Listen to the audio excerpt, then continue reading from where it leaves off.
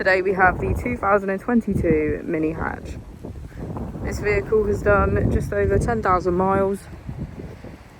It has an automatic transmission and a fully electric motor.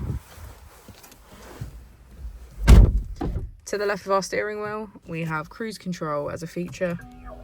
And on the right, we have voice control, hands-free calling, automatic wipers, and automatic headlights.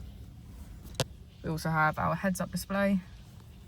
And as we move onto our screen, we can access media, communication, map, and navigation.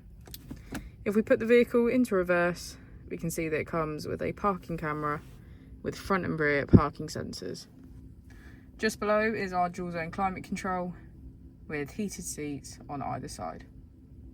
If we use our mode button, we can switch between sport, mid, and green, as well as green plus. As we go into the back of the vehicle, we can see that all of our seats are cream leather and get a good view of our panoramic roof.